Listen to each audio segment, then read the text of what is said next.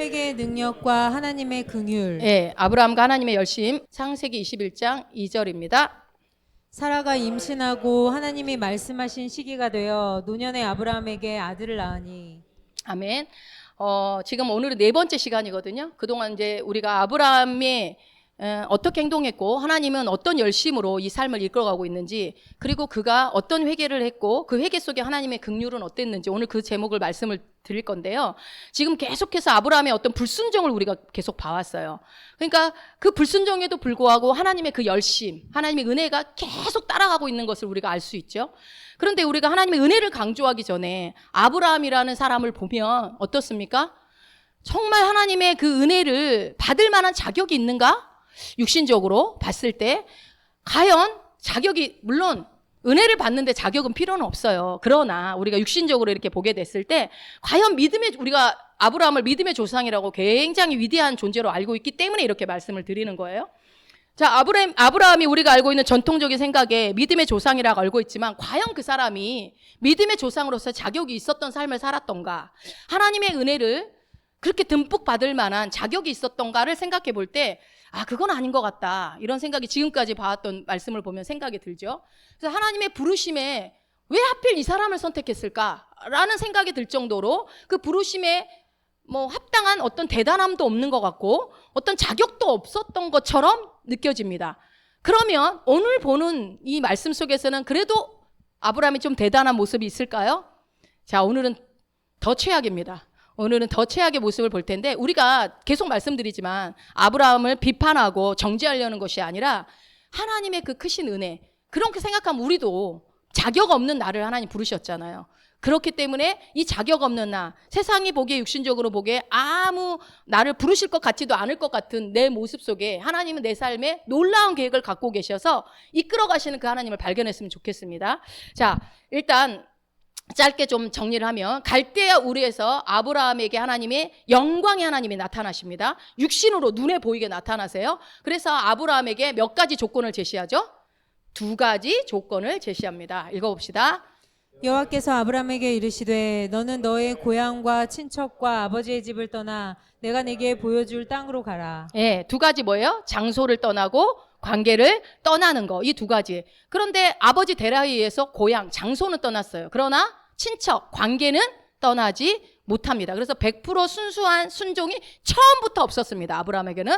그러다 보니 당연히 가나안 땅으로 가는 게 목적지였지만 그 부르심을 받은 것은 아브라함이었지 데라가 아니었기 때문에 하란이라는 곳에서 정착할 수밖에 없었고, 죽은 아들과 동일한 이름이었던, 그래서 그 데라 안에 치유되지 못한 상처로 인해서 거기서 거류하게 되었다, 우리가 그렇게 유추했습니다. 성경에는 나오지 않았지만. 그래서 우리가 아는 것은, 여러분, 모든 사람들은 다 상처가 있어요. 그러나 그 상처가 예수 그리스도 안에서 치유되지 않은 상태로 계속 가면요, 앞으로 전진이 안 된다는 것을 우리가 알아야 돼요. 상처를 그냥 평생 가는 거 아니요. 우리 옛 것은 지나갔습니다. 자꾸 그 부분을 말씀 안에서 분명히 주님은 치료하셔요. 근데 그것을 치료받지 않고 그 상처로 해결되지 않은 상처가 내 안에 계속 있으면요, 순간적으로는 내가 충만할 수 있지만 언젠가 그 상처를 건드리는 일들이 일어나면 그 자리에 주저앉게 돼요. 그래서 아주 중요합니다. 내적 치유나 어떤 상한 감정의 치유를 하는 것들은 아주 중요합니다. 그래서 하란에서 데라가 아버지가 죽고 난 다음에 12장 4절, 이에 아브라함이 여호와의 말씀을 따라갔고 롯도 그와 함께 갔으며 아브라함이 하란을 떠날 때에 75세였더라. 예, 데려가면 안 되는 누구를 또 데리고 가요? 여기서도 관계는 못 떠납니다. 롯을 데리고 가죠. 롯을 데리고 가나안 땅까지 들어가요. 드디어 마침내 입성을 했는데, 이 땅을 하나님이 주겠다고 했는데 불구하고도 이 아브라함이 이상한 행동을 합니다. 그렇죠? 지난 시간에 이해할 수는 없는 행동은 이 불순종의 죄 때문이거든요. 자, 그리고 하나님께서는, 그러니까 우리가 다시 보면 12장 1절에 이 두 가지 조건을 하면 어떻게 한다고 그랬어요? 읽어봅시다. 내가 너로 큰 민족을 이루고 내게 복을 주어 내 이름을 창대하게 하리니 너는 복의 근원이 될지라. 예, 반드시 복의 근원이 되게 하겠다. 어떻게 하면? 네가 옛 가족 관계를 떠나면 새 관계를 주고, 옛 장소를 떠나면 새로운 장소를 주겠다라고 약속을 하신 거죠. 여러분, 이게 하나님의 은혜인데요. 우리가 은혜, 그러면 조건 없이 부어지는 하나님의 사랑, 뭐 원인 없는 결과 뭐 이렇게 알고 있는데요. 이 무조건이라는 단어 때문에 우리가 약간 속는 게 있어요. 뭐냐면 아무것도 안 해도 된다고 생각할 수 있어요. 그렇지 않죠? 은혜는 아무것도 안 해도 된다는 얘기가 아닙니다. 뭐예요? 그러니까 새로운 피조물의 복음을 들으면 처음 이렇게 듣는 사람들은 뭐야 그러면 아무것도 안 해도 된다는 거, 회개도 하지 말라, 기도도 안 해도, 아무것도 안 해도, 이렇게 접근하시는 분들이 있어요. 그렇습니까? 모르겠어요. 처음에 들을 때는 그렇게 들렸는지 모르겠지만 아니요, 그렇지 않아요. 이미 다 가졌죠. 그래요, 맞아요. 우리 영안에 이미 다 가졌지만 그래서 아무것도 안 하면 그냥 저절로 다 됩니까? 아니죠. 내 안에 이미 다 영의 그 축복이, 하나님 축복이 다 주어졌지만 그 복은 저절로 나오지는 않습니다. 반드시 어떻게 해요? 내가 해야 될 이 조건을 해야지만 결과가 나온다는 거예요. 그러면 이제 이렇게 뭐 그냥 가만히 있으면 다 되는 거, 다 됐다고 하면 아무것도 할 게 없겠네 라는 질문을 하는 사람한테 되물어야죠. 예수를 어떻게 믿으셨습니까? 어떻게 해서 예수를 믿게 됐습니까?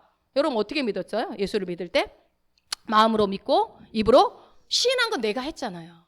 아무리 복음이 들려줘도 내가 마음으로 믿고 입으로 시인하는 그 사람만 구원을 얻습니다. 그거는 내가 해야 돼요. 하나님이 억지로 내 입을 열어서 할 수 없어요. 그 조건, 그러니까 내 편에서 해야 되는 조건이 있어야 그 어떤 무조건적인 은혜라고 하는 것도 풀어진다라는 거지. 나는 아무것도 안 하는데 하나님이 무조건적으로 다 은혜를 보여준다. 하나님이 다 하셔. 우리 하나님이 뭐든지 다 하셔. 여러분 그거에 속으시면 안 돼요. 물론 하나님의 주권 아래 모든 세계가 움직이는 건 맞지만 하나님은 공의의 하나님이시고, 그리고 우리에게 언제나 어떤 조건을 순종할 때 이런 결과들이 있다라는 영적 원리를 제시한단 말이에요.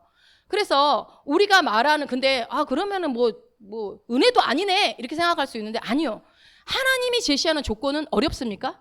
어렵지가 않아요. 예수 믿는 게 어려워요? 어렵지 않아요. 마음으로 믿고 입으로 시인하는 게 엄청 힘든 일은 아니잖아요. 그런데 주어지는 결과는요, 영생과 천국과 영원한 삶이 주어지잖아요. 어마어마한 게 주어지잖아요. 그런데 그렇게 마찬가지예요. 조건에 비해서 결과는 너무나 어마어마한 것이라는 거예요, 하나님은. 그래서 여러분, 아브라함의 아내는 불임이었어요. 불임. 애를 가질 수 없었어요. 그런데 이 관계만 떠나면 새로운 관계를 주시겠다는 거, 뭐야? 자녀 주겠다는 거예요. 자녀 주겠다. 여러분 여기서 떠나기만 하면 애가 막 생깁니까? 그렇게 애 생기는 게 쉬워요? 불임인 사람이? 아니잖아요. 장소 떠나는 게, 관계를 떠나는 게 너무 어려워요 이렇게 말하지만 불임이 애 갖는 게 더 어려운 거 아닙니까? 그러니까 하나님은 조건은 굉장히 쉽지만 결과는 상상할 수 없는 결과를 줘요. 구약에서 우리가 잘 아는 광야에서 불뱀에 물려서 사람들이 다 죽어가고 있을 때 무엇을 제시하죠? 놋뱀을 달아놓고 이거를 어떻게 하라고 그래요? 놋뱀 있는 데까지 기어 올라가라고 그럽니까? 그러면 낫는다? 아니죠. 어떻게 해요? 그냥 보기만 하면 죽어가는 내 병이 생명이 살아나는 거예요. 하나도 어렵지 않아요. 그런데 그 자기 장막 아래서 거기까지 나오지를 못해. 그 조건을 못 이루는 거예요. 참 신기하죠? 그런 것처럼 하나님이 주시는 조건은 굉장히 쉽습니다.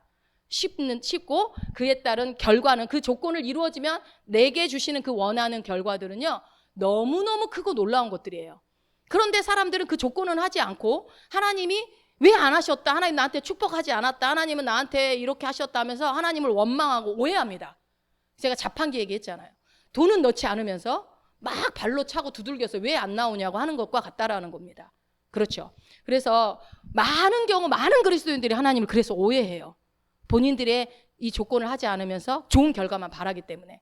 자, 그래서 어쨌든 장소도 그렇고 관계도 그렇고 아브라함이 진짜 자기가 100% 순종을 해서 한 게 하나도 없어요.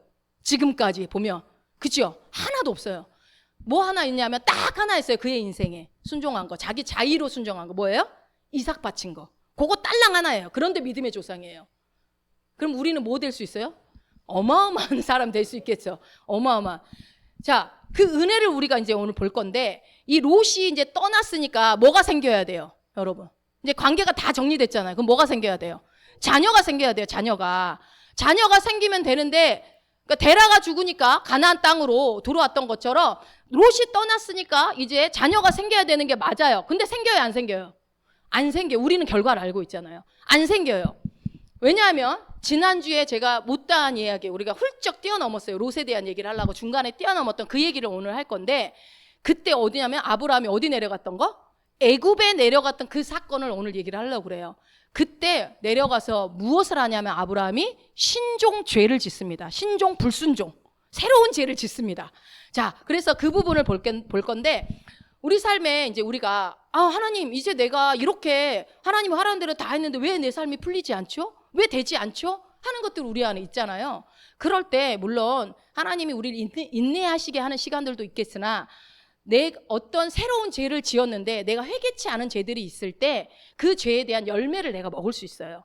그 죄에 대한 결과가 내 삶에 풀어지고 있을 수 있다는 거예요. 바로 죄진 거 바로가 아니라 언젠가 또 나타날 수도 있다라는 거죠. 그래서 그것을 우리가 그래서 성령님이 기도할 때 그 죄를 생각나게 해주시는 것이 그래서 되게 중요합니다. 그래서 우리가 방언 기도를 계속 할 때 그 죄를 회개케 하시고 하니까 우리가 죄의 열매를 많이 먹지 않으니까 이것에 대해서 지금 계시가 안 열릴 수 있지만 어떤 사람들이 왜 나는 이러는 거예요? 내가 하라는 데 다 했는데 하는 사람들은 한번 깊이 하나님과 물어볼 시간이 필요하겠죠. 많은 사람들이 그래서 그래요. 너가 회개를 하지 않아서 그렇다라고 얘기를 하면 기분 좋아요, 나빠요?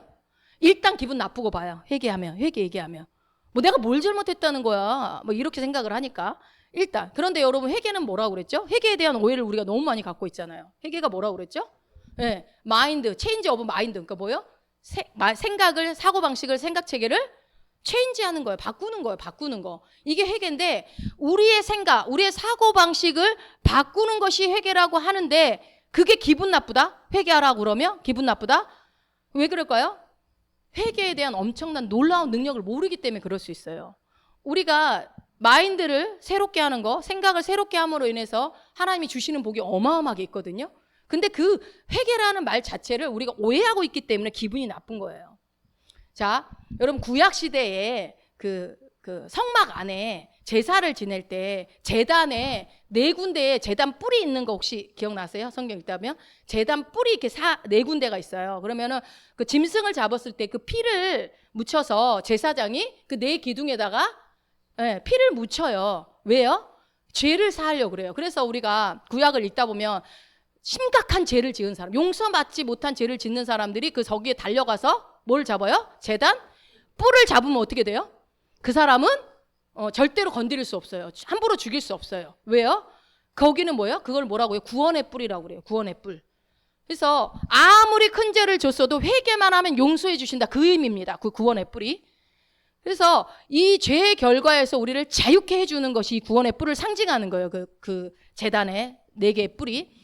우리가 이제 그것을 잘 믿지 않으니까 회개를 하지 않는 거죠. 회개의 능력을 잘 모르니까. 그래서 회개는 오늘 말씀을 통해서 회개가 얼마나 능력이 있는지도 우리가 같이 발견했으면 좋겠고 그 안에 능력이 있는 것뿐만 아니라 하나님의 사랑, 그 하나님의 긍휼이 또 그 회개 안에 어마어마하게 있다는 거예요. 아까 말씀드린 것처럼 아브라함이 애굽에 내려가서 신종죄, 불순종을 이제 어떻게 저질렀는지 그거를 보면서 우리가 한번 확인해 봅시다. 창세기 12장 5절입니다. 아브라함이 그의 아내 사레와 조카 롯과 하란에서 모은 모든 소유와 얻은 사람들을 이끌고 가나안 땅으로 가려고 떠나서 마침내 가나안 땅에 들어갔더라. 예, 마침내 가나안 땅에 들어왔어요. 근데 우리가 대부분 아브라함은 갈 바를 알지 못하고 갔다. 그래서 믿음이 있다. 이렇게 설명을 하지만 그 얘기가 히브리서 11장 8절이죠. 읽어봅시다.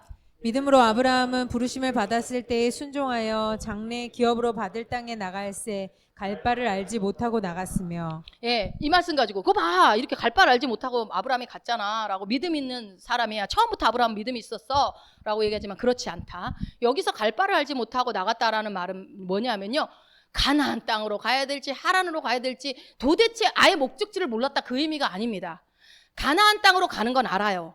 그러나 내가 그 가나안 땅으로 가서 뭘 해야 될지, 왜 거기를 가야만 하는지, 나에게 거기 가서 무엇을 이루어야 되는지를 아예 모르는 거예요. 근데 그냥 일단 가라는 거예요. 그래서 모르지만 그냥 순종하겠다, 그 의미입니다. 가나안 땅을 몰랐다는 게 아니라 가나안 땅에 가서 나의 부르심이 거기에 그 어떤 부르심인지 모른다라는 그런 의미라는 거예요. 그러니까 하나님께서는요, 여러분 우리한테 뭔가를 보여주실 때 1단계부터 10단계까지 다 보여주십니까? 그렇지 않죠. 하나님은 1단계 보여주고 그 다음에 2단계 하나씩 보여주시지 한꺼번에 쫙 풀어서 다 보여주지 않아요. 그래서 일단은 1단계밖에 몰랐지만 10단계까지 보지도 못했지만 그래도 갔다, 그 얘기입니다. 그렇게 이해하셔야 돼요. 이제 그럼에도 갔다. 그래서 창세기 12장 5절에 아까 보니까 가나안으로 가고 있어요. 그래서 마침내 들어갔어요. 이제 가나안 땅에 들어갔으면은 거기 있으면 되죠. 하나님이 가라온 곳에 갔으니까. 그런데 아브라함이 어떻게 했다고요? 읽어봅시다. 아브라함이 그 땅을 지나 세겜 땅 모래 상수리 나무에 이르니 그때 가나안 사람이 그 땅에 거주하였더라. 예, 여기 세겜 땅 모래 상수리 나무 이게 중요합니다. 여기가 어디예요 지금? 가나안 땅입니다. 가나안 땅. 아직은 가나안 땅이에요. 이 부분이 중요해요. 아직까지도 가나안 땅. 근데 그 안에서 보니까 어떤 일이 있어요? 이 땅을 분명히 나한테 준다고 하나님 말씀하셨거든요. 그런데요, 그 땅에 누가 거주하고 있어요? 다른 사람들이 있는 거예요. 그럼 이거 나한테 준 거 맞나? 아브라함이 그런 의심을 하지 않았을까 생각해요. 그러니까 예를 들어서 하나님이 나한테 집을 준다고 해서 그 집을 갔더니 그 집에 아직 사람이 살고 있는 거예요. 그러면 여러분이 이 집 나한테 줬는데 이렇게 생각하겠어요? 이거 나한테 준 거 맞나? 이런 의심을 하겠죠. 마찬가지로 아마도 아브라함이 여기서 의심을 하지 않았을까 우리가 이제 추측해 볼 수 있어요. 왜냐하면 하나님이요, 아브라함이 의심을 할 때 꼭 나타나세요. 나타나셔서 격려를 해요. 우리 하나님 너무 좋으신 분이에요. 막 너 왜 의심했어 이게 아니라 찾아오셔서 격려를 하십니다. 한번 봅시다. 여호와께서 아브라함에게 나타나 이르시되 내가 이 땅을 내 자손에게 주리라 하신지라. 자기에게 나타나신 여호와께 그가 그곳에서 제단을 쌓고. 예, 이 땅을 내 자손에게 주리라 얘기를 또 하시잖아요. 나타나셨어요. 왜요? 의심하고 있으니까. 이 땅 아니 아직 가나안 사람들이 있는데 이거 나한테 준 거 맞나? 그러니까. 그래서 이 아브라함이 의심했다라고 우리가 생각할 수 있는데, 그런 아브라함에게 하나님이 나타나서 내가 이 땅 너한테 네 자손한테 주겠다라고 얘기를 하시는 거죠. 그러니까 이제 내가 가야 할 최종 목적지에 도착한 거예요. 지금 이후로는 옮겨 다닐 필요가 있다 없다? 이제는 없어요. 옮겨 다닐 필요가 없어요. 그런데 하나님께서 그거를 상기시켜 준 거죠. 너와 네 자손에게, 이 땅을 내 자손에게 내가 주겠다라는 건 상기시켜 준 거예요. 어디 가지 마라. 후손도 줄 거니까 가지 마라. 그러니까 어쨌든 자이든 타이든 장소는 완성이 됐어요. 완성이 돼요. 관계도 하나님이 자손을 주겠다고 약속을 받았어요. 그러면 이제 돌아다니면 안 됩니다. 여러분, 우리가 하나님이 하시는 뜻을 몰라서 말 안 듣는 게 아니에요. 뜻을 아는데 그 뜻에 순종하고 싶지 않아서 내가 막 마음대로 사는 거지. 그렇지 않아요? 이미 우리도 계속 앞에서 봤잖아요. 말씀을 하나님 또 해주고 또 해주잖아요. 그러면 이제부터 아브라함이 할 일은 뭐예요? 애를 낳아야죠. 애를 낳아야 돼. 그런데 아브라함이 둘 다 안 믿은 것 같아요. 장소도 안 믿고 관계도 안 믿었어요. 이 땅도 준 것 같지도 않고 자식도 생길 것 같지 않아요. 둘 다 안 믿었어요. 그러니 그 다음 어떻게 봅시다. 그 다음 절. 거기서 베델 동쪽 산으로 옮겨 장막을 치니 서쪽은 베델이요 동쪽은 아이라. 그가 그곳에서 여호와께 제단을 쌓고 여호와의 이름을 부르더니. 예, 아직까지 그 말씀 이제 격려를 하셨으니까 그 말 듣고 아직까지는 가나안 땅에 있어요. 아직까지는. 그래, 그럼 이 땅 주신 건가? 아닌가? 뭐 이런 상황인 것 같아요. 그래서 제단을 쌓고 여호와를 막 부르고 해봐요. 근데 의심이 사라지지 않았던 것 같아요. 그래서 그 다음 절. 점점 남방으로 옮겨갔더라. 아닌가비요. 이 땅이 아닌가비요. 하고 갑니다. 아니, 진정한 예배를 방금 전에 예배 드렸잖아요. 여호와의 이름을 불렀다는 거예요. 주여 주여 했다는 거예요. 뜨겁게 기도하고 예배 드린 거예요. 그러고 나서 바로 어떻게 해요? 점점 남방으로 가요. 진정한 예배를 드렸을까요? 그거 아닌 것 같아요. 이거 가짜 예배일 수 있어요. 겉모습만 보고 판단하면 안 돼. 그죠? 그래서 아브라함이 이게 의심되는 구절인 거예요. 의심을 하고 있었구나, 안 믿었구나 하는 게 바로 이 구절에서 알 수 있는 거예요. 자, 그 다음 절은 어떻게 되죠? 그 땅에 기근이 들었으므로 아브라함이 애굽에 거류하려고 그리로 내려갔으니 이는 그 땅에 기근이 심하였음이라. 예, 지금은 이제 가나안 땅이 아니에요. 여기가 이제 남방으로 내려갔다. 네게부 지역이거든요. 네게부라는 지역으로 옮겨오니까 거기에 뭐가 들어요? 기근이 들어요. 여러분, 약속의 땅에 하나님이 어떻게 그렇게 갈대아우를 떠나서 가려놓고 어떻게 기근을 줄 수가 있어? 여러분, 여기는 하나님이 약속한 땅이 아니에요. 그러면 하나님이 축복할 의무도 없어요. 분명히 가나안 땅에 있으라고 그랬는데 내려왔기 때문에. 그래서 여러분, 이제 내려갔더니 그 땅에 기근이 들었어요. 보통 마음이 쫄려 있는 사람 같아요. 깜짝 놀래서 가나안 땅으로 다시 돌아갈 것 같지 않아요? 야, 여기 내가 괜히 내려와가지고 기근 들었나 보다. 그런데 아브라함이 어떻게 해요? 가나안으로 가지 않아요. 자, 보세요. 지도를 보세요. 우르에서 하란까지 갔어요. 그리고 가나안까지 갔어요. 그 다음에 네게부 빨간 거 보이세요? 네게부에서 지금 기근이 든 거예요. 가나안이 가까워요? 애굽이 가까워요? 훨씬 가깝죠. 2배는 되는 것 같아요. 애굽이 거리가. 그렇죠? 그런데 굳이 가나안으로 가지 않고, 약속하신 가나안 땅으로 가지 않고 왜 안 갔을까요? 거기 누구 살고 있었잖아요. 아직 내 땅 아닌 것 같잖아요. 그리고 네게부에서 뭐가 있었어요? 기근이 들었어요. 기근. 그렇죠? 기근이 들으니까 하나님의 약속의 땅은 내 땅도 아닌 것 같고 여긴 기근 들었고, 그런데 멀리 애굽 땅에 들려오는 소문에 의하면 애굽은 어때요? 어마어마하게 풍요의 땅이에요. 여러분, 가나안 땅보다 훨씬 애굽이 잘 살았거든요. 그러니까 어디로 가요? 가까이에 있는 가나안으로 가지 않고 원수의 땅으로 갑니다. 나중에 원수가 되죠. 이 애굽으로 가요. 이게 이해할 수 없는 인간의 고집이에요, 여러분. 인간의 고집. 자기가 고집 피워놓고 꼭 하나님 원망하죠. 근데 우리 안에도 이런 게 있죠. 그렇게 고집을 피워요. 아무튼 아브라함이 정말 이해할 수 없는 행동은 가나안 땅이 자기 땅이 될 거라고 믿지 않았다고 우리는 그렇게 추측할 수밖에 없어요. 여러분, 근데 저거 누구한테 배웠을까요? 아브라함이. 누구한테 배운 것 같으세요? 저기에 아까 우리가 봤을 때 말씀에 노란 글씨 한번 읽어보세요. 아브라함이 애굽에 거류하려고. 네. 애굽에 거류하려고, 목적이 확실하게 애굽에 가서 거기서 정착하려고 간 거예요. 거류한다는 게 누구였어요? 이름이 데라. 아버지한테 배운 거예요. 아버지한테 그대로 배운 거예요. 가나안 땅에 가자고 처음부터 출발할 때는 같이 하나님이 나타났냐? 그래, 같이 가자 해놓고 하란 땅 나타나니까 거기에 거류해 버리는 거예요. 네게부, 가나안 아닌 것 같아. 네게부, 여기 기근 들어서 여기 아닌 것 같아. 그러면 풍요한 땅, 적과 꿀이 흐르는 애굽 땅에 가서 거기 거류하자, 이렇게 해버리는 거예요. 예, 가까운 가나안 놔두고 갑니다. 이게 아버지한테 배운 거예요. 자, 그래서 어찌됐건 이 아브라함이 그 네게부에서 결핍되었던 그 기근을 체험받기 위해서 애굽 땅으로 내려가기로 결정합니다. 그래서 뭐 육신을 따라 움직이는 거죠. 자, 제가 지금부터 아브라함에 대해서 얘기할 텐데, 인간적으로, 영적으로 엄청난 죄를 짓는 이 아브라함에 대해서 말씀을 드릴 건데요. 아브라함은요, 사실 롯이 떠나자마자 아이가 생길 수 있었습니다. 이렇게 막 25년이라는 세월이 걸릴 필요가 없었어요. 자기가 한 건 아니지만 관계에 대해서 할 건 했잖아요. 그럼 하나님이 약속을 지켜주는 게 맞는 거죠. 하나님은요, 일부러 말해놓고 일부러 막 뜸들이고 그러시는 분이 아니에요. 즉각적으로 약속을 지키시는 분인데, 그런데 왜 25년이나 걸렸냐 이거예요. 그게 오늘 나오는 이유라는 거예요. 창세기 12장 11절입니다.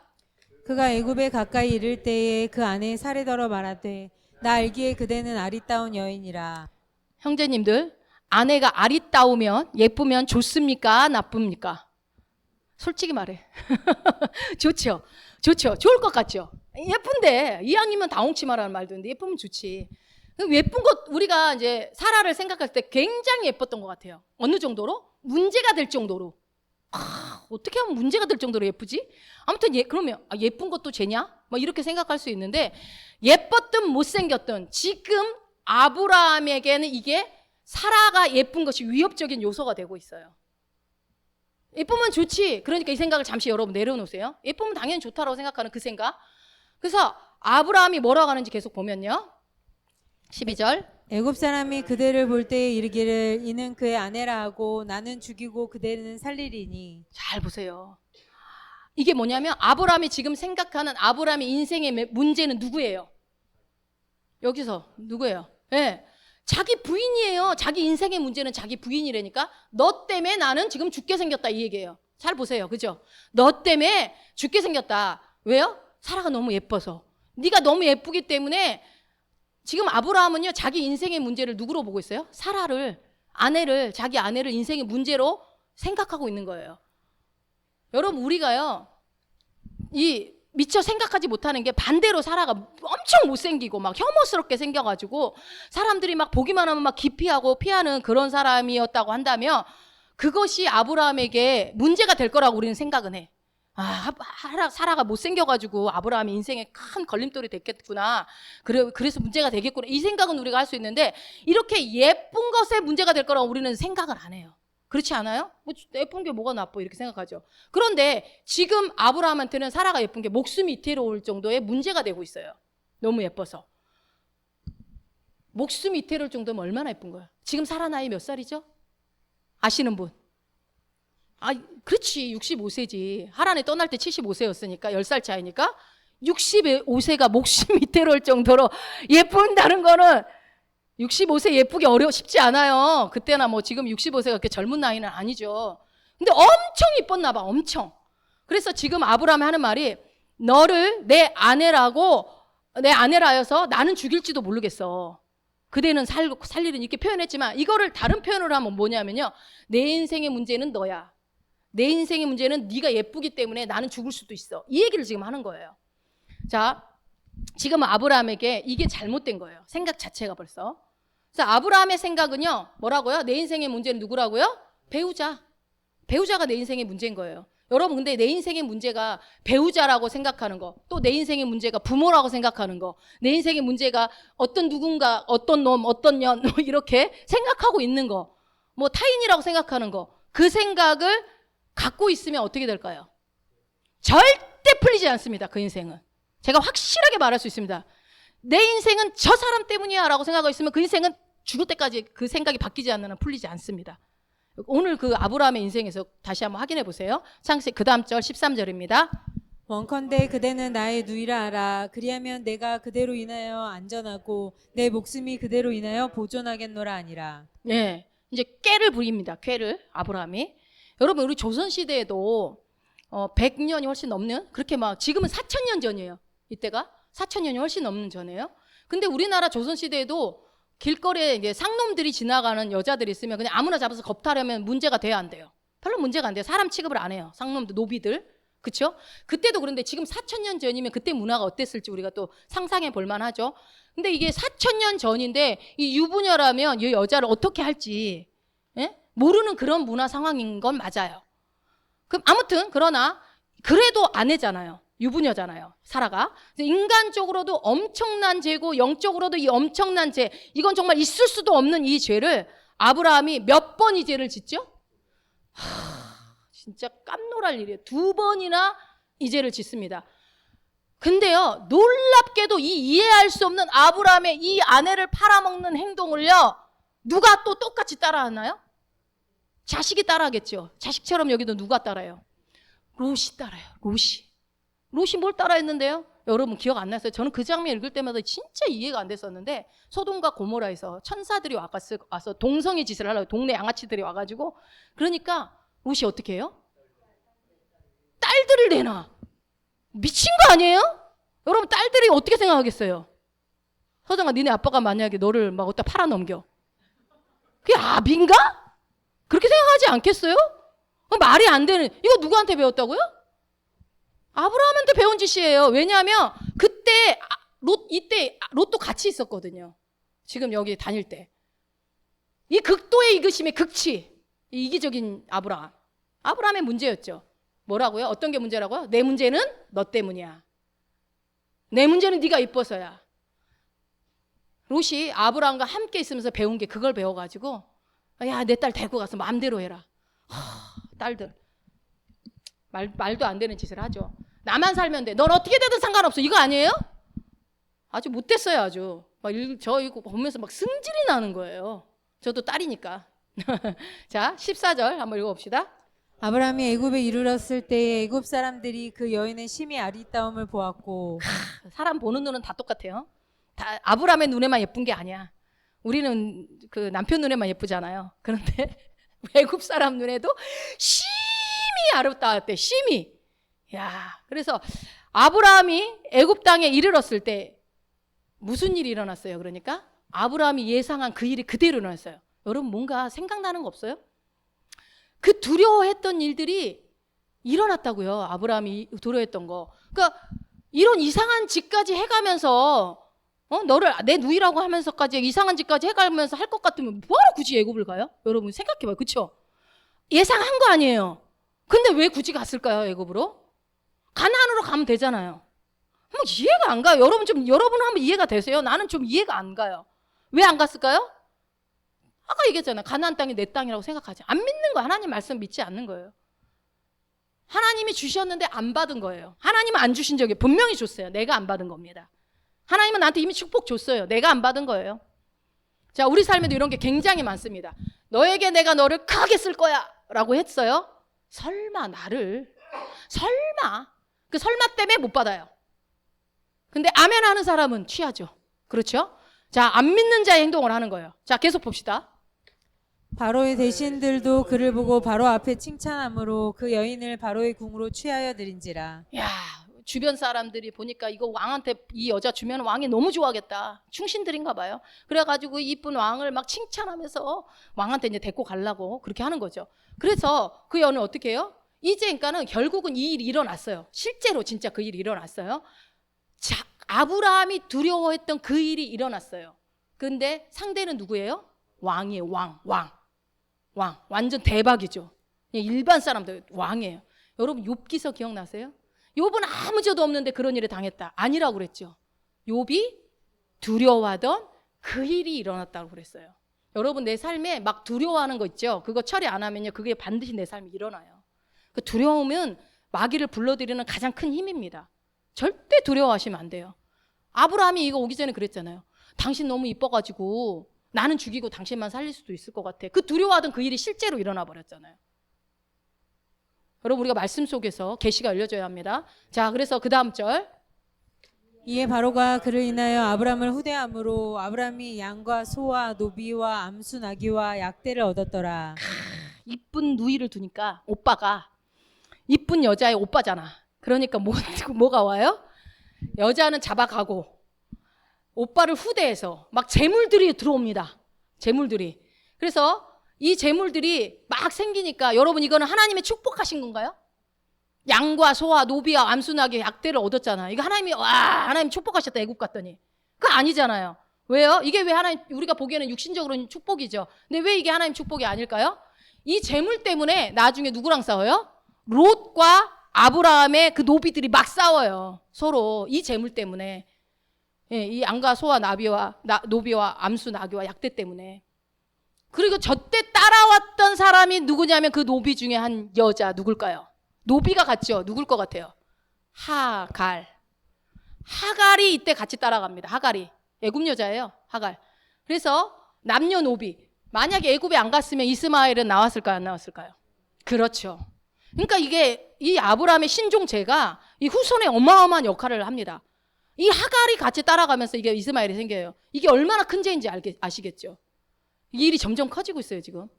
지금 전부 다 이건 죄의 결과지. 양과 소, 노비, 암수, 나귀, 약대. 이건 재정의 축복이 아닙니다. 이건 죄의 결과입니다. 나중에 이제 그 증거를 이제 보여드리겠지만. 자, 그래서 17절.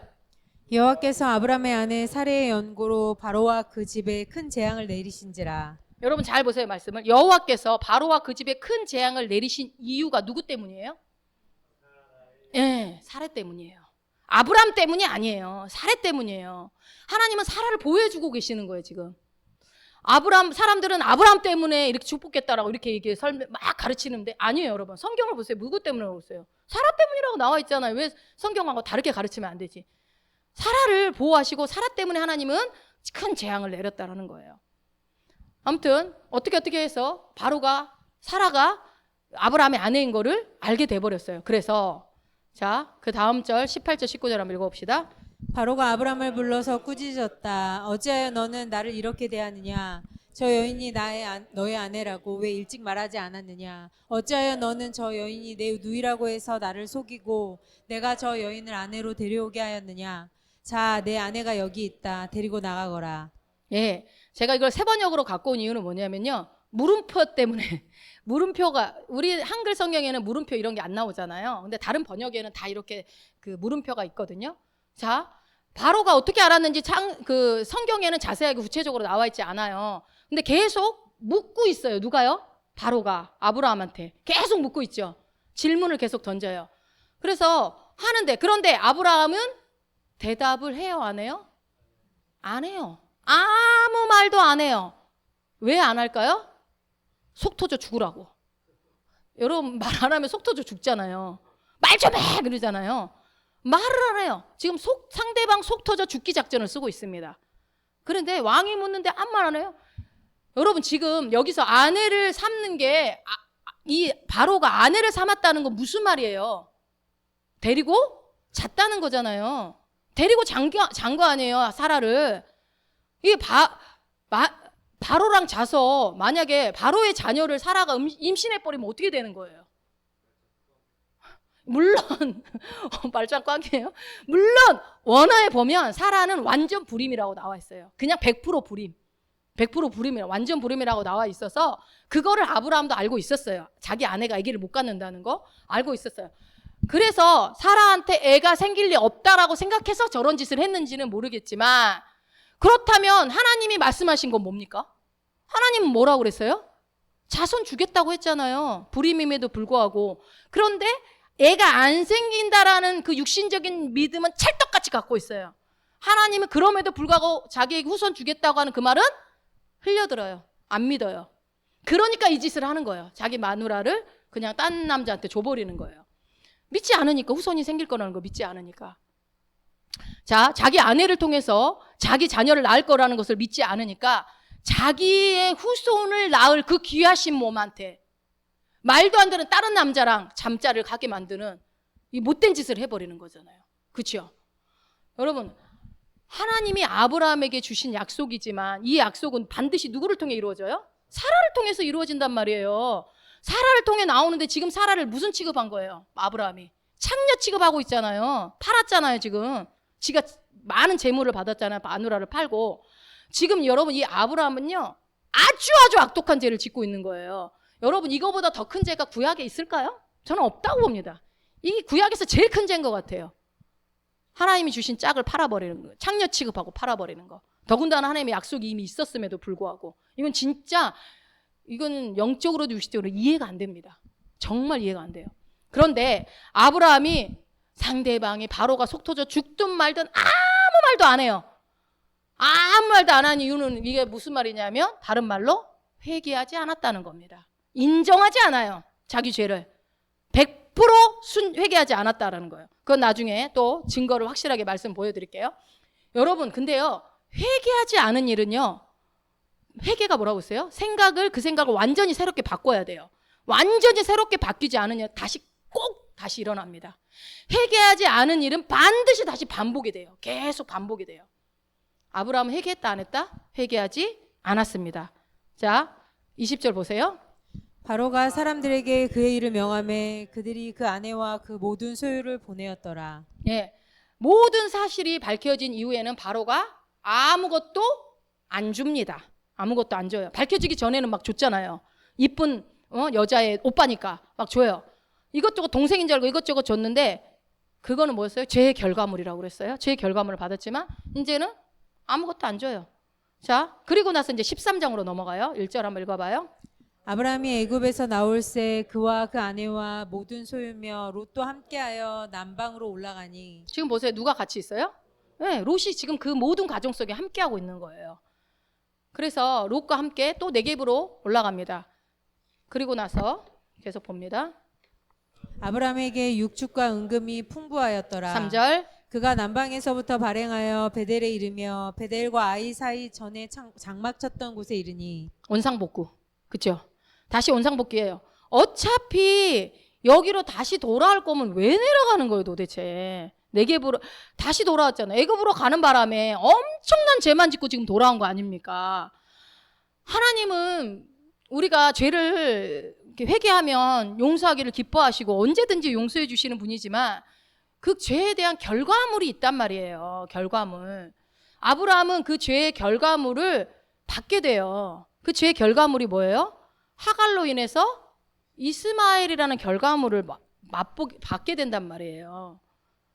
그래서 하나님이 어떻게 이럴 수 있어가 아니라 내가 지은 죄 때문에 그 열매를 내가 보는 거죠. 그렇게 태어난 이스마엘을 죽여요, 살려요. 어떻게 해요? 그죠? 자, 그리고 나서 4절. 그가 처음으로 단을 쌓은 곳이라 그가 거기서 여호와의 이름을 불렀더라. 또 그대로 원상복구하고 있어요. 아까도 했던 행동 아니에요 이거? 예배 드렸던 거? 그죠? 아니 왜 이렇게 다시 할 거면서 왜 갔을까? 그죠? 그러니까 뭐예요? 내가 마귀한테 문을 활짝 열어놓은 상태니까 그 일들이 계속 벌어지는 거예요 여러분. 한 번 열어놓으면 옳다구나 하고 마귀는 아주 그냥 끝까지 물고 늘어진다니까요. 그래서 그 다음에 이제 무슨 일이 있냐면 누가 떠납니까? 롯이 떠나요. 이 일이 있고 난 다음에 이제 롯이 떠나요. 드디어 롯과 헤어집니다. 롯과. 그러니까 서로 양과 소가 너무 많아서 아브라함과 롯과 노비들이 막 싸우는 우리 아까 보니까 뭐라 했어요? 은금이 육축과 은금이 풍부하게 돼서 돌아옵니다. 죄의 결과물로 가져왔더니 그 죄의 결과물이 어떤 일이 일어나요? 둘이서 막 계속 싸우는 일이 벌어지는 거죠. 그래서 어떻게 해요? 롯이 떠납니다. 여러분 롯이 떠나는 게 하나님 뜻은 맞아요. 롯이 관계를 정리해야 되니까. 그러나 싸워서 떠나는 것은 하나님 뜻이 아니에요. 하나님이 떠나게 하려고 싸우게 했다고. 아니요. 하나님이 롯이 떠나는 건 하나님 뜻이 맞지만 싸워서 떠나는 건 하나님 뜻이 아닙니다. 그런데 안 떠나니까 어떻게 해요? 싸우는 거죠. 순종하지 않으니까. 그래서 결국은 싸워서 헤어집니다. 그리고 또 무슨 일이 일어나냐면 이제 중간 읽기가 너무 기니까 제가 간단하게 요약 정리해드리면 창세기 14장 이제 1, 2절에 4개 나라의 왕과 5개 나라의 왕이 전쟁이 벌어집니다. 그때 누가 이겨요? 5개 나라 왕이 이깁니다. 근데 이때 이 5개 나라 왕들이 누구를 잡아가요? 롯과 그 가족들을 다 잡아서 끌고 가버립니다.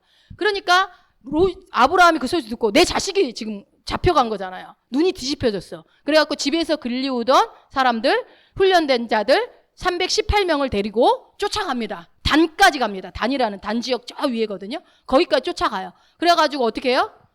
다 쓸고 옵니다. 그때 막 엄청난 재산을 같이 갖고 옵니다. 오다가 누구를 만납니까? 멜기세덱을 만납니다. 그 이름도 없고 뭐 어디 출처도 없는 그 사람을 만나요. 그 엄청난 일들을 이제 있고 난 다음에 그 다음에 하나님과 여호와 하나님과 언약을 맺어요.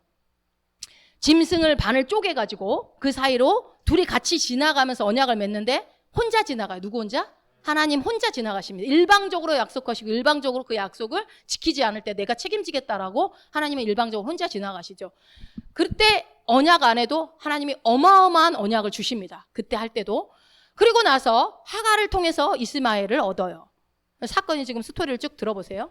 그리고 또 이스마엘과 하갈이 둘이 문제가 이렇게 갖고 들어갔다 나갔다 들어갔다 하다가 결국은 어떻게 해요? 쫓겨져 나가죠. 그래서 그런 수많은 사건들이 있으면서 세월이 많이 지나갑니다. 세월이 많이 지나가요. 그래서 또 창세기 17장에 가면 아브라함이 나이가 99세가 돼버려요. 이제 자식 준다고 한 지가 벌써 이제 24년이 흘러버린 거예요. 99세가 돼요. 근데 뭐라고 그래요? 듣던 중 반가운 소리가 들려요. 내년에 주겠다. 여러분 내년에 임박한 거 아니에요? 내년이면 여러분 내년에 거부가 되십니다. 그거 기다릴 수 있어요? 없어요? 아유 할렐루야 얼마든지 기다리지. 내년이면 더군다나 애잖아. 10달 동안이니까 금방이죠. 그러니까 내년에 애 준다고 약속을 해요. 그래서 그러면서 하나님이 이제 이름을 바꿔줘요. 아브라함을 아브라함, 사레를 사라. 이름까지 바꿔주면서 열방의 어머니, 열방의 아버지로 이제 막 바꿔주는 거예요. 비전을 구체화시키고 있으시죠? 그래서 그 후에 아브라함이 할례를 행합니다. 자기 가족들과 종들까지 싹 다 할례를 행해요. 그리고 그때 두 천사가 나타납니다. 나타나니까 대접을 하죠. 그러면서 소돔과 고모라가 망하게 될 거라고 얘기를 해요. 그러니까 아브라함이 우리가 잘 아는 50명이 있으면 10명이 있으면 의인 얘기를 계속합니다. 의인이 있었는데 망하게 하실 겁니까? 막 그런 얘기를 하다가 결국은 어떻게 해요? 이제 소돔과 고모라를 망하게 하려고 천사들이 가죠. 그래서 거기서 롯의 집에 그 천사가 들어갔다가 그 양아치들이 그 천사들을 내놓으라고 하니까 동성애 하려고 내놓으라고 하니까 딸들을 아버지가 내 딸 데리고 가시오 마음대로 하시오 하는 그 일이 그 아브라함한테 배운 행동 그 짓을 하는 거예요. 그때 했기 때문에 그 아브라함이 아내를 사라를 팔았기 때문에 롯도 그대로 따라서 하는 거예요. 죄책감이 없는 거예요.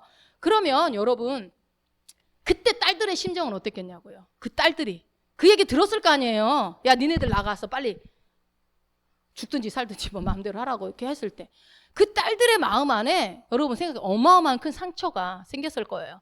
그리고 롯에 대해서 아버지처럼 생각지도 않았을 것 같아요. 그래서 그 딸들이 무슨 일을 저질러요? 후손이 없는 걸 알고 나중에 말도 안 되는 짓을 하잖아요. 아버지하고 사이에서 두 딸이 한 명도 아니고 2명 다 거기서 자식을 낳잖아요. 여러분 이게 보통 정신으로 할 수 있는 겁니까? 근데 그 딸들이 나쁜 년이라고 얘기하면 되겠어요? 아버지가 어떤 짓을 했는데. 그죠? 이미 아버지와의 관계는 그때 저는 끊어진 것 같아요. 버렸을 때. 그래서 이게 모압과 암몬 작전 완전히 죽을 때까지 그냥 괴롭히는 이스라엘 백성을 괴롭히는 그 후손들이 되잖아요. 원수가 되죠. 여러분 이게 다 누구 때문이에요? 아브라함 때문이잖아요. 아브라함 때문에 이런 결과 나온 거잖아요. 그래서 뭐 어떤 이름 나는 믿음의 조상 아브라함 할 거야 하시는 분들은 성경 잘 모르고 자기가 애칭을 아브라함 하는 거야. 내용 알면 그 소리 잘 못 할 거예요. 롯이 여러분 자식이 누구 따라요? 부모 그대로 따라요. 롯의 부모는 아브라함이었잖아요. 그래서 그대로 그러니까 자식같이 여겼던 롯이 작은 아버지인 아브라함을 그대로 따라서 그렇게 해요. 이 어마어마한 일을 하느라고 어마어마한 세월이 흘러갑니다. 그렇게 이제 간단히 요약을 하고 오늘 이제 창세기 20장으로 이제 넘어갈 건데 20장 1절을 봅시다. 아브라함이 거기서 네게부 땅으로 옮겨가 가데스와 술 사이 그랄에 거류하며. 또 이해할 수 없는 행동을 해요. 여러분. 또 옮겨, 또 어디를 가 도대체 또 어디를. 아니 도대체 이해가 안 돼요. 여러분 지금 내가 쭉 얘기한 사건이 있는 뒤라니까 지금. 이름도 바꿔주고 또 언약했고 소돔과 고모라가 그런 일들이 있었고. 그래서 여러분 인간적으로 성경을 읽으면요. 어떻게 이제 앞으로 있을 일이 2번씩이나 마누라를 팔지? 이게 말이 돼? 이런 생각이 들어요. 왜 이런 일이 또 일어난다고요? 첫 번째 해결을 제대로 안 했기 때문에 그래요. 첫 번째에서. 그럴 수도 있지 뭐. 내가 살려면 어쩔 수 없어. 이 생각 가지고 있으면 절대 그 일은 마무리되지 않아요. 여러분 내 삶은요. 내 마음의 생각대로 그대로 되어집니다. 두려워하는 그 일이 일어난다니까요. 그래서 역으로 우리가 나는 내 인생의 선지자입니다. 나는 점점 부여해집니다. 그 생각대로 살면 되어져요. 네, 근데 안 된다고 생각하면 그 안 되는 그 두려워한 것들이 내 삶에 펼쳐지는 거예요. 그래서 우리의 상상력과 우리의 마인드가 얼마나 중요한지 몰라요. 근데 이 자신의 마음의 생각이 어때? 내가 살려면 그래야지 이런 거예요. 아니 원래 이복 동생이었다니까 사라는? 뭐가 잘못됐어? 내가 그렇다고 한 것뿐인데 상대방이 속 터져 죽든지 말든지 말 안 하고 끝까지 그 작전 쓸어가지고 거기를 위기를 모면했던 아브라함이 네게부 땅으로 또 다시 가가지고 여기 그랄에 이제 가가지고 또 그렇게 짓을 하는 거예요. 자 그런데 여러분 이게 중요한 게 지금 앞서 어떤 일들이 일어났다고 제가 말씀을 드렸잖아요. 요 하나님과 언약을 낳고 언제 아들을 준다고 그랬다고요? 내년에 아들을 주겠다라고 약속을 했어요. 그 전에는 기한도 얘기 안 했지만 이번엔 기한도 얘기했잖아요. 그러면 그 모든 일들이 일어난 다음에 지금 이번 사건이 일어나거든요. 그러면 이번 사건은 더 심각한 거죠. 그렇죠? 여러분 성숙한 사람이 짓는 죄와 어린 신앙이 짓는 죄는 틀려요. 하나님도 똑같이 보지 않아요. 초보자 믿음 신앙 없는 사람하고 똑같이 보지 않습니다.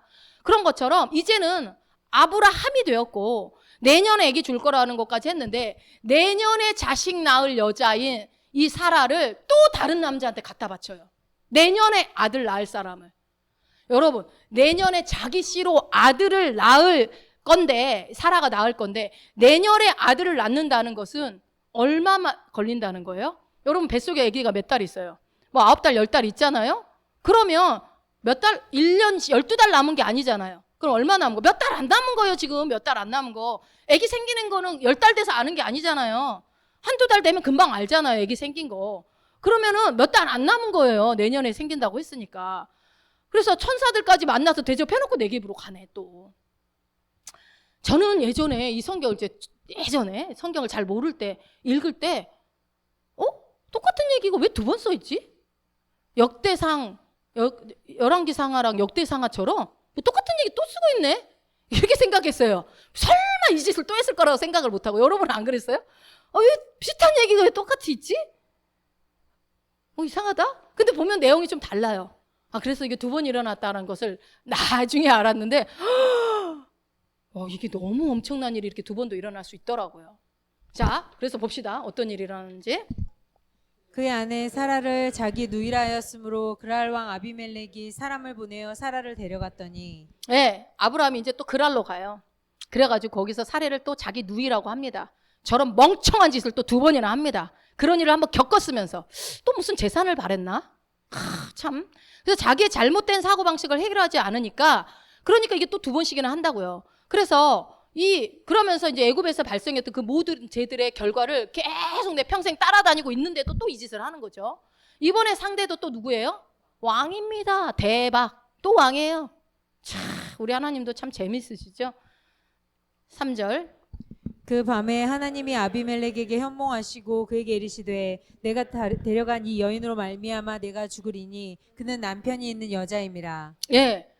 근데 다행히도 그날 밤 그날 밤에 아비멜렉의 꿈에 누가 나타나요? 하나님이 나타나시는 거예요. 나타나서 이게 아비멜렉이라는 건 이름이 아닙니다. 우리가 바로가 이름이 아니고 왕의 칭호를 말하듯이 아비멜렉도 왕이란 뜻이에요. 그래서 이 아비멜렉이 사실 보면 내용을 보면 굉장히 영적인 왕이었던 것 같아요. 여호와 하나님을 좀 찾았던 믿었던 사람이었다는 것을 알 수 있는 게 이게 꿈에 하나님을 만나잖아요. 그래서 누구로 인하여 아비멜렉이 죽는다고 나와 있어요? 네, 아브라함으로 인하여가 아니라 이 여인 사라로 말미암아 네가 죽는다라는 거예요. 지금 하나님은요, 아브라함은 자기 사라 팔아넘기기 바쁘고 하나님은 사라 지키기 바빠요. 그죠? 계속 사라를 지키고 있어요, 하나님은. 그래서 이 꿈에서 보호해 주시는 거예요, 하나님이 사라를 지금. 왜냐하면 내년에 아기 낳아야 되니까. 그래서 4절 어떻게 됩니까? 아비멜렉이 그 여인을 가까이 하지 아니하였으므로 그가 대답하되 주여 주께서 의로운 백성도 멸하시나이까. 예, 아비멜렉이 그 여인을 가까이 하지 않았다는 말은 무슨 말이에요? 잠을 안 잤다는 거예요. 잠은 부부관계는 갖지 않았다는 거죠. 그래서 아비멜렉이 보니까 주여라고 하는 거 보니까 하나님을 알았던 왕이었던 것 같아요. 그래서 아비멜렉은 이방 왕이면서도 여호와 하나님을 섬겼던 사람인 걸로 우리가 추측할 수 있는데, 주께서 의로운 백성도 멸하시나이까? 라고 묻는 거 뭐예요? 나는 죄 없다라는 거죠. 왜요? 이 아비멜렉은 굉장히 놀라운 왕이에요. 왜요? 하나님이 의로운 백성을 멸하시는 분이 아니라는, 선하신 왕이라 하나님이라는 것을 알고 있었어요. 누구만 몰라요? 아브라함만 몰라? 아브라함만. 다 아는데. 그러니까 굉장히 영적인 왕이었던 것 같아요. 그리고 나서 5절 봅시다. 그가 나에게 이는 내 누이라고 하지 아니하였나이까. 그 여인도 그는 내 오라비라 하였사오니 나는 온전한 마음과 깨끗한 손으로 이렇게 하였나이다. 부창부수. 그 여인도 그는 내 오라비라. 부부사기단. 그죠? 부부사기단. 사람까지 이제 여기다 한술돈. 신기합니다. 나는 온전한 마음과 깨끗한 손으로 이렇게 했습니다. 그죠? 아비멜렉은 당연히 저 말 할 수 있죠. 어떻게 보면 이 아비멜렉이 여기서 하나님을 좀 대변한다라는 생각이 좀 들어요. 계속 봅시다. 6절.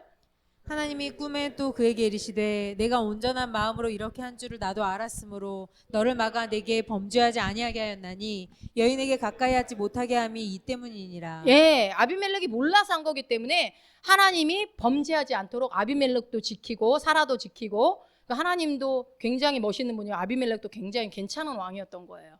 자, 7절. 이제 그 사람의 아내를 돌려보내라. 그는 선지자라. 그가 너를 위하여 기도하리니 내가 살려니와 내가 돌려보내지 아니하면 너와 내게 속한 자가 다 반드시 죽을 줄 알지니라. 좀 이해가 안 되지 않아요? 여러분, 우리 하나님이 이런 분이에요. 어디가 이해가 안 돼요? 예, 누가 선지자예요? 에이씨, 사기꾼이지. 사기꾼이지 무슨 선지자예요. 그는 사기꾼이라 이렇게 해야 되는 거 아니에요? 나쁜 놈이라 막 이렇게 해야 되잖아요. 도적놈이라.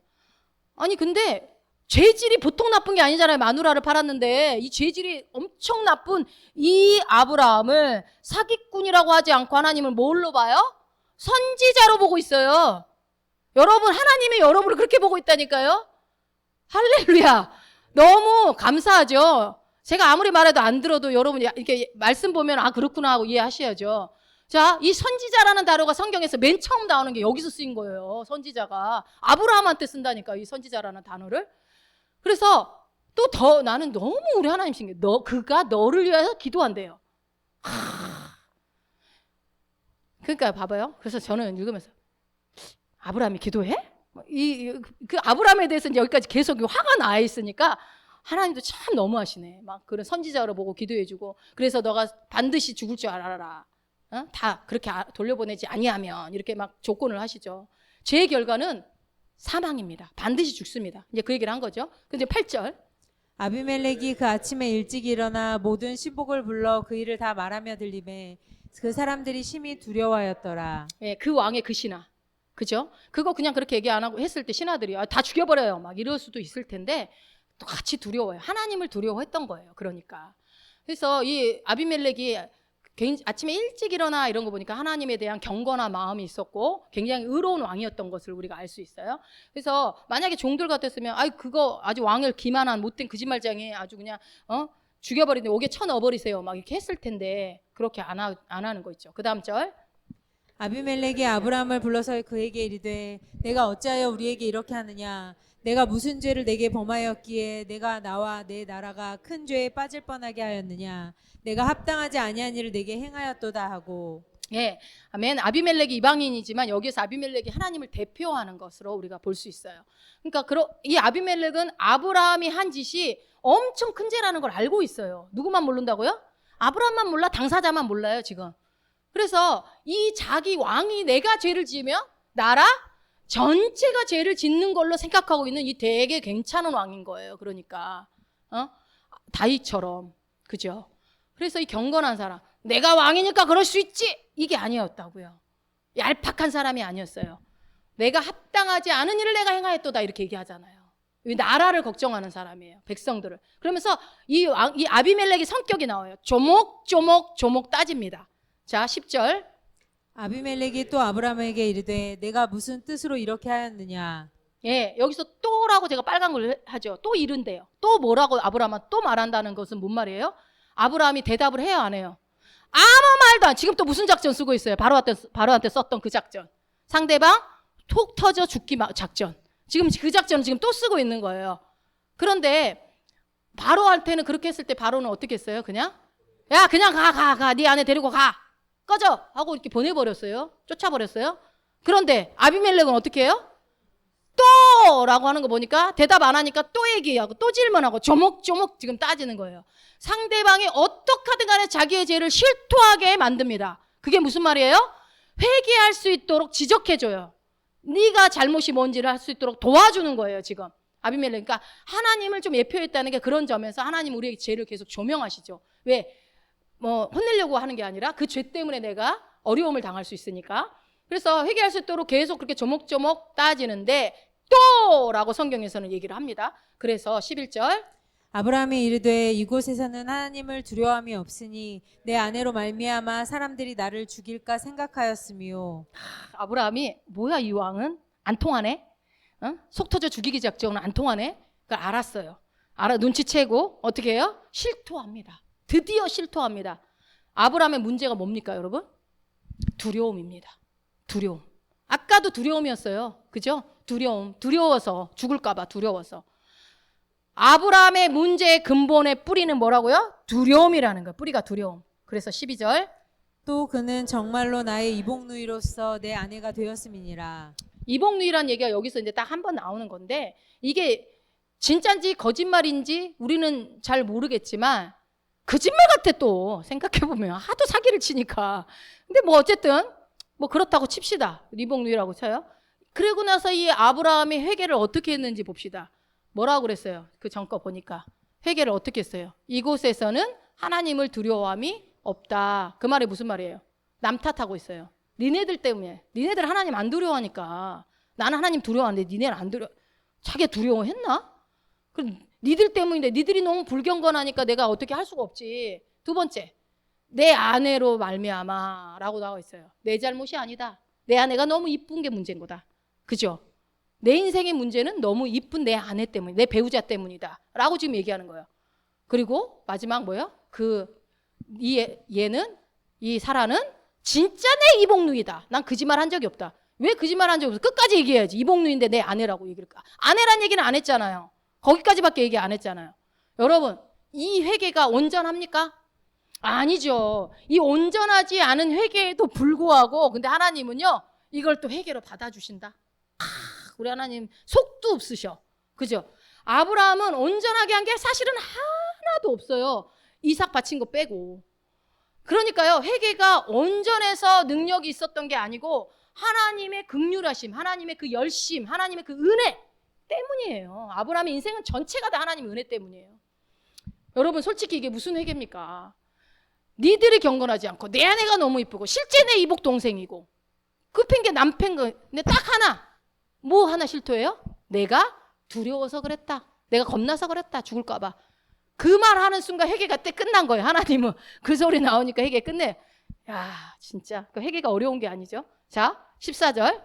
아비멜렉이 양과 소와 종들을 이끌어 아브라함에게 주고 그의 아내 사라도 그에게 돌려보내고. 네, 바로는 아무것도 안 주고 내쫓아 버렸어요. 왜요? 회개를 안 했으니까.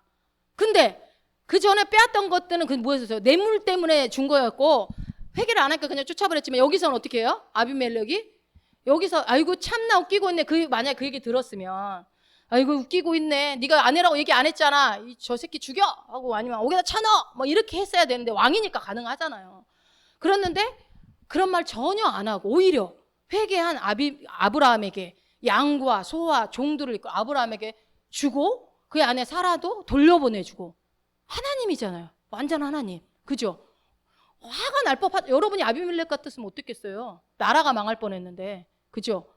근데 진짜 회개도 아니고 남 탓한 회개. 나 하나 두려웠다 그 한마디 그것을 갖다가 회개로 받아주고 하나님은 회복시킵니다. 여러분 우리의 회개가 얼마나 중요한지 알 수 있겠죠. 그것처럼 아비멜렉이 상을 줘요. 자, 여기서는 이 결과는 아까는 뭐예요? 그 아브라함이 바로에서는 그건 죄의 결과물이었지만 이거는 하나님의 축복이에요. 회개가 온전한 회개가 온전하지 않았더라도 어떤 회개가 일어났을 때 하나님의 축복이 주어집니다. 그래서 자의반 타의반 회개를 했지만 그럼에도 아브라함의 인생은 자의반 타의반인 것 같아. 그냥 우유부단하고 자기 주도도 못하고 그냥 뭐라고 해야 돼? 이기적이고 비겁하고 사기성 강하고 거짓말하고 그런 성격 유형이에요. 하나도 매력적인 게 하나도 없어요. 근데 어설프게라도 회개를 했더니 이 축복을 하나님이 주시는데요. 아비멜렉이 여기서 끝나지 않아요. 얼마나 멋진 왕인지 보세요. 아브라함에게 이르되 내 땅이 내 앞에 있으니 내가 보기에 좋은 데로 거주하라 하고 예, 또 땅도 줘요. 좋은 곳에 거주하라고. 참, 또 보세요. 사라에게 이르되 내가 은 1,000개를 내 오라비에게 주어서 그것으로 너와 함께한 여러 사람 앞에서 내 수치를 가리게 하였노니 내 일이 다 해결되었느니라. 은 1,000개를 네 오라비한테 오라비라고 얘기하네요. 수치를 가리게 했다. 사라를 또 돌봐줘요. 그죠? 완전 하나님이 하시는 일이죠. 그래서 내 일이 다 해결됐다. 얼마나 수치스러워요, 사라가. 솔직히 여러분이 팔렸다고 생각해봐. 다른 남자한테. 너무 나이가 이때는 더 먹었죠? 참. 보세요. 그러고 나서 아브라함이 하나님께 기도하매 하나님이 아비멜렉과 그의 아내와 여종을 치료하사 출산하게 하셨으니 저는 이것도 보면서도 참 아브라함이 진짜 기도하자. 하나님이 하라고 했겠지, 기도를. 기도할 사람이 아니잖아요, 아브라함이. 근데 왜 하나님이 아브라함한테 기도를 하라고 해요? 그 문제 해결을 그러니까 선지자라고 얘기했고 그래서 아브라함이 기도하면 그대로 되어진다는 걸 보여주고 싶은 거예요. 하나님이 그 선택한 그 아브라함에 대해서. 하나님 너무 멋지죠. 그랬더니 진짜로 이게 출산의 문이 열려요. 태가 열려요. 이게 아브라함의 능력입니까? 하나님의 능력입니까? 여기서는 마치 아브라함의 기도 때문에 그렇게 한 것처럼 보이지만 사실 하나님의 능력이죠. 그래서 죄를 졌으면 아비멜렉이 온 집안이 불림이 될 뻔했어요. 또 봅시다. 여호와께서 이왕에 아브라함의 아내 사라의 일로 아비멜렉의 집에 모든 태를 닫으셨음이더라. 예, 사라를 데리고 간 순간 아비멜렉 집에 태가 문이 닫힌 거예요. 그러니까 그래서 이런 영적인 일이 있다는 걸 우리는 또 알아야 돼요.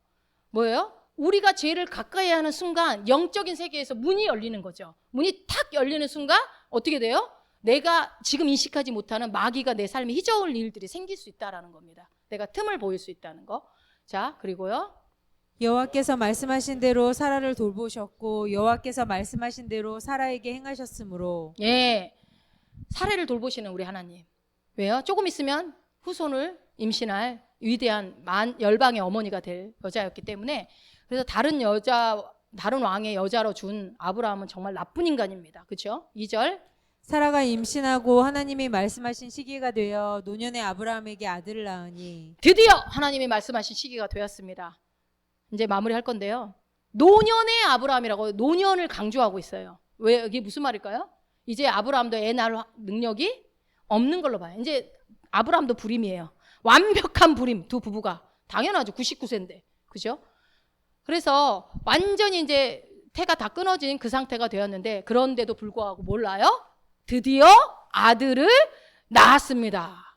그런데 우리가 빠르게 지나갔고 지금 안 짚고 넘어갔지만 제 하나 아직 해결 못한 거 있어요. 뭐 해결 못한 것 같아요? 아브라함의 죄? 오늘은 이제 그거 보지 않겠지만 하가를 통해서 이스마엘 낳은 거 이것도 해결해야 돼. 이것도 죄를 하도 많이 져가지고 신정죄를. 그래서 죄의 결과는 무조건 다 해결해야 합니다. 해결 안 하면 그게 계속 반복이 되니까요. 그래서 죄를 회개하니까 어떻게 됐다고요? 뭐 자의로 타의로 회개가 되니까 아들이 생겼다고요. 아들이. 아브라함에게 이 하나님의 축복과 약속을 계속 붙잡아 놓게 만들었던 게 뭡니까? 애굽에서 저질렀던 신종 불순종, 그 죄 때문이에요. 결국은 그 죄 때문에, 사라를 팔아넘긴 그 죄 때문에, 그 죄. 지금 이것을 우리의 삶에 대입을 하면 어떤 거예요? 내가 새롭게 되지 않은 생각이, 다른 말로는 견고한 진입니다. 내 안에 견고한 진. 내가 말씀을 들어도 안 바꿔, 고집 피워, 말씀은 말씀이고 나는 나야 하고 견고한 진으로 갖고 있는, 변화되지 않은, 새롭게 되지 않은 내 생각이 계속 내 안에 있으면 그것이 내 인생을 가로막습니다. 막아요. 그래서 거기서 어떻게 해요? 헤어나오지를 못해요. 아브라함의 그 불순종의 죄가 해결됐으니까 아들이 있는 거죠. 그 해결된 것도 자기 힘으로 해결했나요? 아니잖아요. 자의반 타의반으로 해결한 거잖아요. 자기 힘으로 어떻게 말했어요? 자기 입으로 내가 두려웠다 라고 자기 죄의 근본을 고백을 하죠. 이게 회개의 능력이에요. 처음부터 순종했으면 얼마나 좋습니까? 그런데 그 기회를 놓치고 죄를 지었지만 하나님은 아브라함을 포기하지 않고 회개할 기회를 주셔서 기필코 아브라함의 부르심을 완성해 가신다는 겁니다. 참 좋으신 하나님입니다. 우리의 삶에도, 내 삶 가운데도 회개의 능력을 풀어낼 때 하나님이 긍휼과 은혜가, 하나님의 그 열심이 우리의 삶 가운데 풀어지는 겁니다. 그래서 여러분의 가장 좋은 길로 이끌어 가시는 게 하나님의 은혜고, 우리가 그 은혜 아니면 살 수 없는 자들이며, 그래서 결국은요, 저와 여러분의 인생 가운데 그 부르심을 그 하나님의 열심으로 기필코 완성하실 것입니다. 예, 그 하나님을 신뢰합니다.